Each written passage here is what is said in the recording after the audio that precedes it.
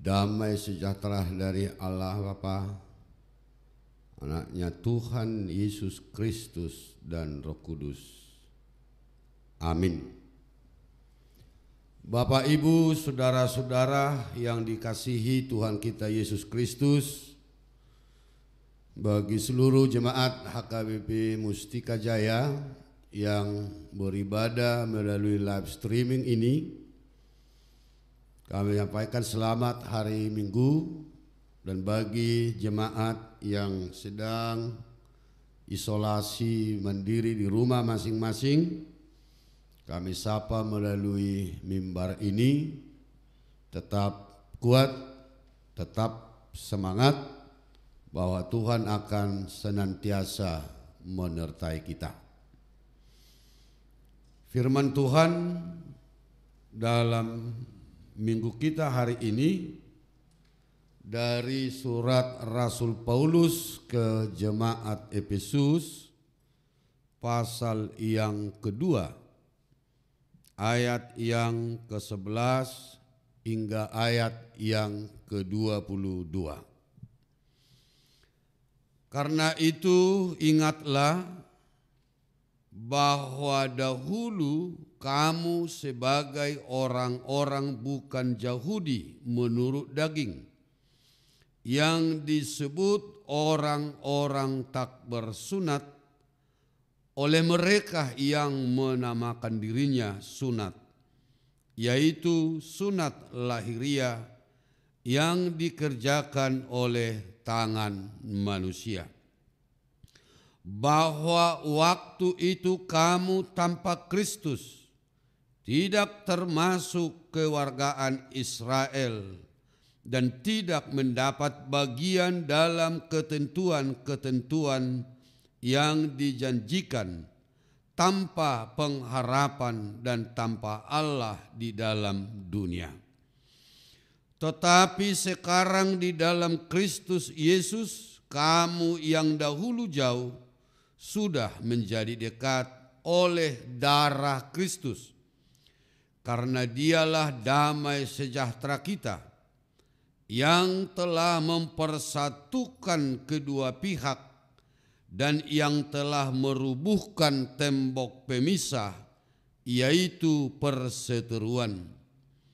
Sebab dengan matinya sebagai manusia, ia telah membatalkan hukum Taurat dengan segala perintah dan ketentuannya, untuk menciptakan keduanya menjadi satu manusia baru di dalam dirinya, dan dengan itu mengadakan damai sejahtera.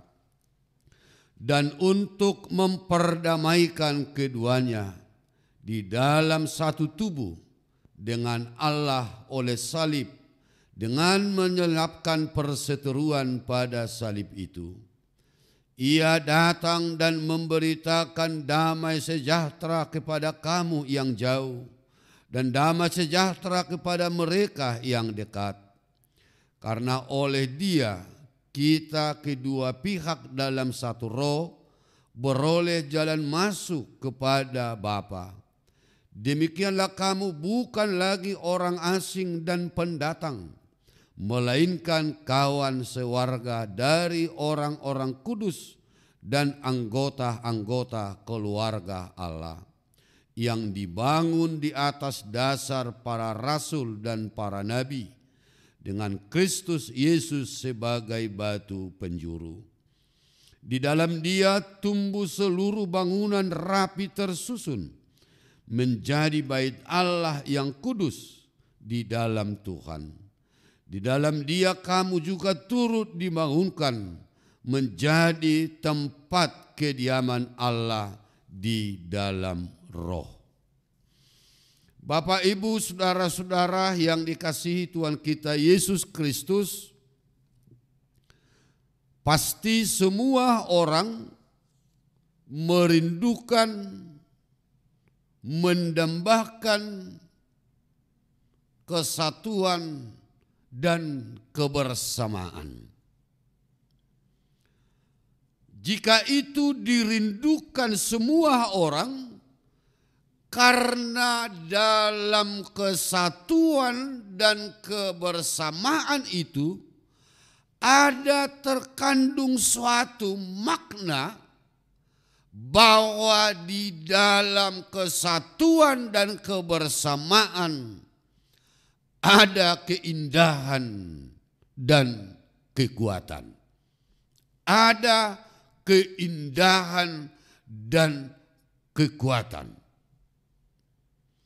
Tetapi Bapak, Ibu, saudara-saudara,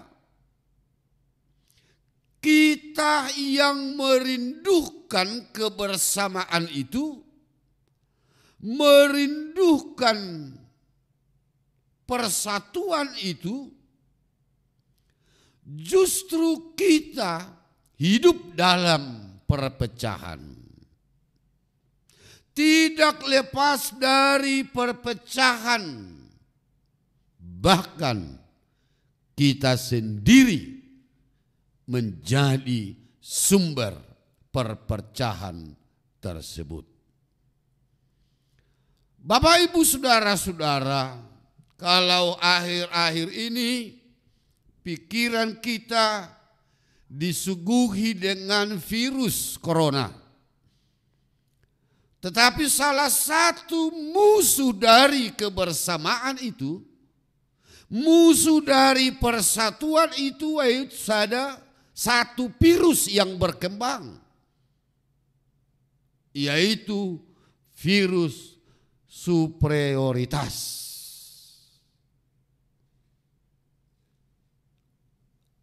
Orang-orang yang menganggap dirinya paling baik, paling suci, paling benar, artinya semua paling. Itu virus yang kita hadapi dalam membangun kebersamaan. Itu yang terjadi dalam nas kita ini, di mana orang-orang Yahudi mengklaim dirinya orang yang kudus dan menganggap orang-orang non-Yahudi itu orang nomor 2. Itu salah satu dari ancaman dari kebersamaan kita. Sehingga membangun kebersamaan, membangun persekutuan itu gampang, tidak sulit. Tetapi membangun kebersamaan itu sulit. Analoginya begini, banyak persatuan belum tentu ada kesatuan.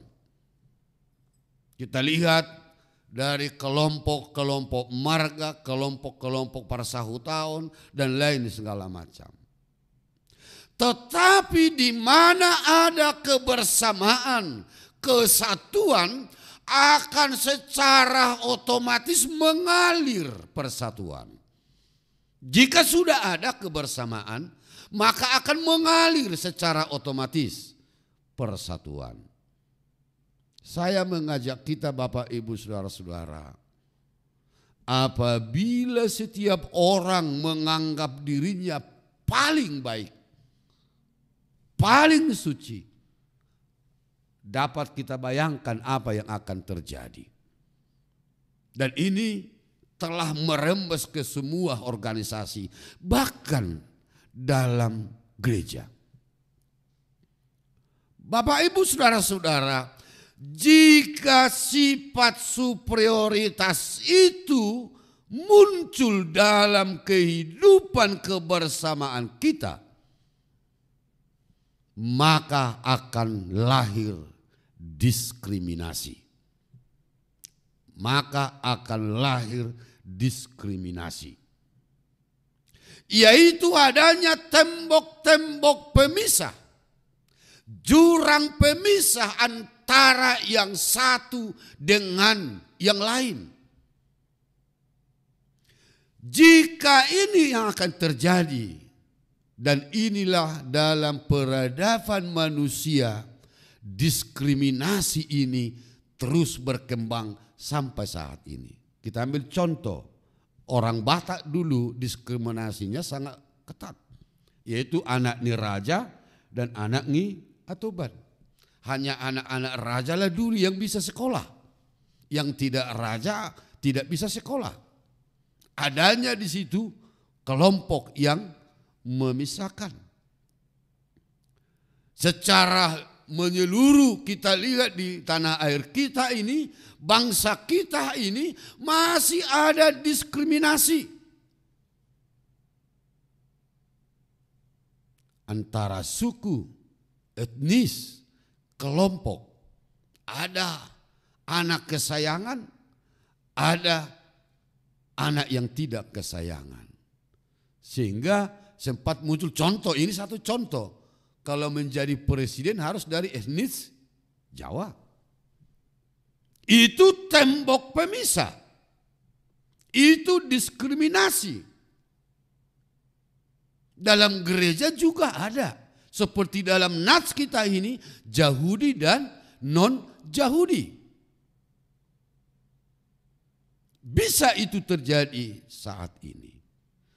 Sedangkan rasis juga terjadi. 3 penembak penalti Inggris, orang berkulit hitam, di mensos dia sangat ditekan. Rasis terjadi. Karena dia tidak mampu mencetak gol. Walaupun dia sudah mati-matian membela negaranya. Bapak, Ibu, saudara-saudara, walaupun sudah banyak pejuang-pejuang kemanusiaan, Martin Luther King Jr., pejuang kemanusiaan, dia meninggal tahun 1968 karena dibunuh oleh orang-orang kelompok status quo. Banyak yang kita lihat. Tetapi diskriminasi ini masih eksis. Inilah duri dalam daging kondisi kita saat ini. Sehingga Paulus yang sudah menerima transformasi itu mengharapkan sangat membutuhkan kebersamaan. Membutuhkan kebersamaan. Sehingga dia mengatakan di dalam Kristus kita telah dipersatukan. Di dalam Kristus kita telah dipersatukan. Dalam nats ini Paulus melihat betapa pentingnya persatuan dan kebersamaan di dalam Tuhan. Sehingga dia menekankan semua dipersatukan di dalam Kristus.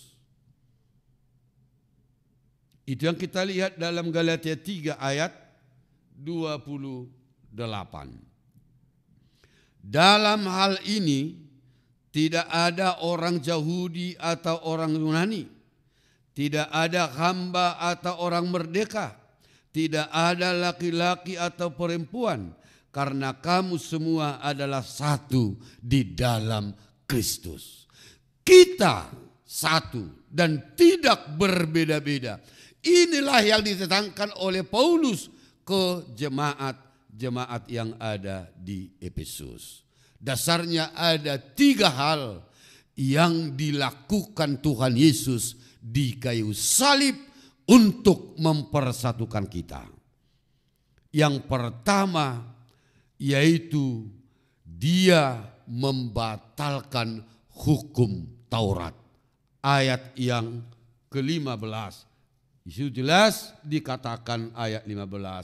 Sebab dengan matinya sebagai manusia, ia telah membatalkan hukum Taurat. Orang Yahudi masih dominan di dalam hukum Taurat. Sehingga dia merasa orang yang paling suci.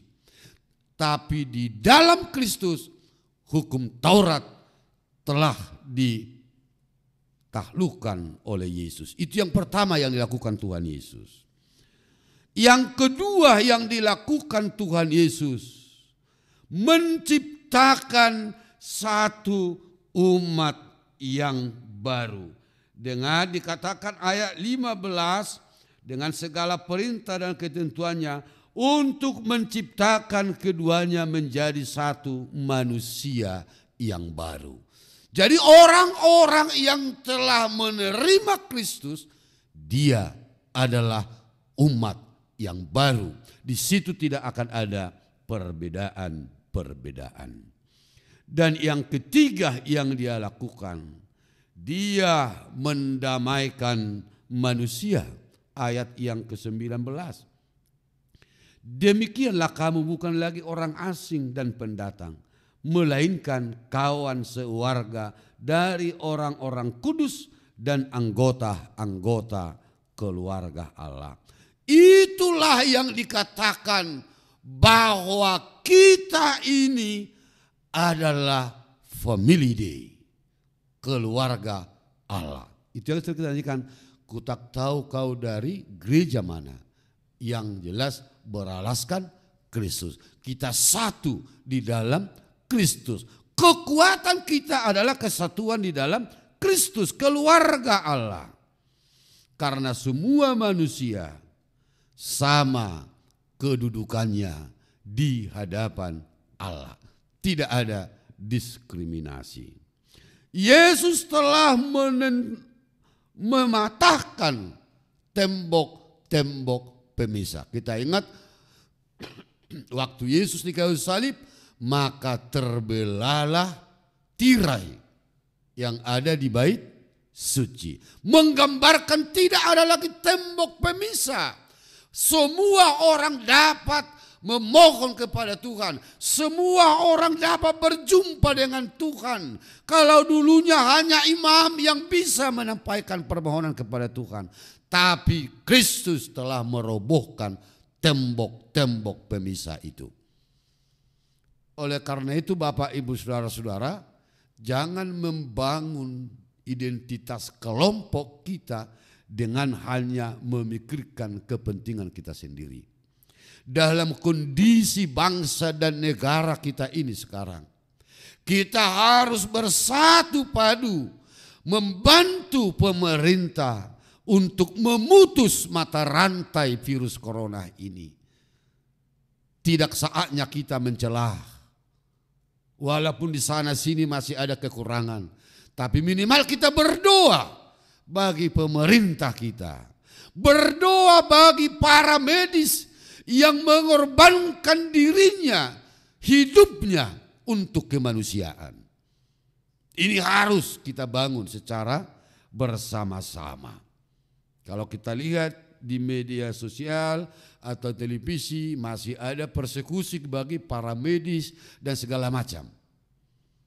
Kita harus bangun kebersamaan kita.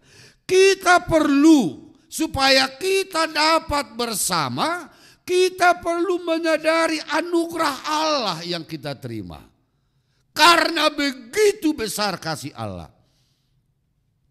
Oleh karena itu orang Kristen, gereja harus menjadi motivator, pejuang kebersamaan. Jangan ada lagi di dalam gereja diskriminasi. Baik sebagai warga, baik sebagai pemimpin gereja, tidak perlu ada diskriminasi. Karena kita sama di hadapan Tuhan. Bahkan kita harus menghapuskan diskriminasi itu. Bapak Ibu Saudara-saudara, apa yang bisa kita lakukan? Nats epistle kita itu sangat menarik. Renungan kita waktu kebaktian keluarga. Artinya Yakub mampu berdamai dengan masa lalunya. Dia mampu berdamai. Dia tidak suka hubungan kekeluargaannya dengan Yesus terputus. Tapi dia melakukan suatu strategi supaya mereka bisa akur. Nah, ayat terakhir kalau kita lihat, kita ini bait Allah, tempat roh Allah. Diri kita, hidup kita, bait Allah, maka dalam diri kita harus terpancar nilai-nilai yang baik. Di mana kita ada, di situ ada kebersamaan. Di mana hadir orang Kristen, di situ akan ada kesatuan. Sehingga kita dapat menjadi garam dan terang. Kita mempersatukan. Bagaimana kita bisa membangun kebersamaan? Ada 3 hal yang kita lakukan. Yaitu mari kita mempersatukan visi kita. Mempersatukan visi kita. Saya ambil ayat rujukannya dari Filipi 2 ayat yang kedua. Karena itu sempurnakanlah sukacitaku dengan ini. Hendaklah kamu sehati sepikir dalam satu kasih, satu jiwa, satu tujuan. Jadi membangun kebersamaan itu yaitu mempersatukan visi, sehati, sepikir. Orang yang sehati, sepikir ini akan merupakan sesuatu power yang luar biasa menghadapi apapun. Kebersamaan seperti sapu lidi. Kalau dia satu dia tidak berguna. Tapi sapu lidi tidak dikumpulkan suatu kekuatan yang luar biasa yang bisa membawa kebersihan. Itu yang pertama yang kita lakukan. Yang kedua, supaya kebersamaan ini bisa berjalan, yaitu meredamkan, membuang keegoisan masing-masing. Superioritas itu tadi. Kita lihat itu dalam Filipi 2 ayat 3. Dengan tidak mencari kepentingan sendiri atau puji-pujian yang sia-sia. Sebaliknya hendaklah dengan rendah hati yang seorang menganggap yang lain lebih utama dari dirinya sendiri. Jadi di situ harus ada kerendahan hati. Jika ego kita yang muncul dalam persahabatan, dalam kebersamaan kita, maka kebersamaan itu akan hancur. Tapi semua harus merendahkan dirinya masing-masing. Dan yang ketiga yaitu membutuhkan kerendahan hati, membuang keegoisan. Dalam kesatuan bukan kita lagi yang utama, tapi Kristuslah yang utama. Bukan kita lagi yang paling, tapi yang paling utama adalah Kristus. Jika ingin berkat Tuhan mengalir seperti sungai dalam hidup kita, bangunlah kebersamaan. Oleh karena itu, karena anugerah Kristus, khusus bagi jemaat yang sedang isolasi, anugerah Kristus, tetaplah bersukacita. Tidak ada yang mampu merebut sukacita kita di dalam Kristus. Walaupun Bapak, Ibu, saudara-saudara sedang isolasi, bersukacitalah karena kuasa Kristus akan terjadi dalam hidup kita. Kita tetap termotivasi. Bangunlah dirimu menjadi bait Allah yang kudus. Mari kita berlomba-lomba menciptakan kebersamaan, menjauhkan diskriminasi. Mari kita saling menghargai sehingga kebersamaan, kesatuan menjadi kekuatan untuk memenangkan perang rohani kita. Amin. Mampukanlah kami ya Tuhan untuk sehati dan sepikir. Mampukan kami Tuhan membangun kebersamaan sehingga kami dapat menjadi anak-anak Tuhan, menjadi pemersatu, garam dan terang dunia. Ya Tuhan, mampukanlah kami seluruh warga negara bangsa kami ini untuk saling menguatkan, saling mendukung dalam pencegahan virus corona ini. Agar kami saling berdoa sehingga pemerintah kami dapat memutus mata rantai ini. Kami juga khusus berdoa bagi jemaat-Mu yang terpapar COVID, yang isolasi. Kiranya tumbuhkan sukacita mereka. Berikan pengharapan bahwa kasih anugerah-Mu lebih besar. Bahwa virus corona tidak menghilangkan sukacita mereka. Kami yakin dan percaya bahwa nama Tuhan akan semakin ditinggikan. Dalam Kristus Yesus kami berdoa. Amin. Kita bernyanyi, kita mengumpulkan persembahan di tempat kita masing-masing di rumah. Kita bernyanyi dari buku nyanyian HKBP 697 ayat 1 dan ayat 2.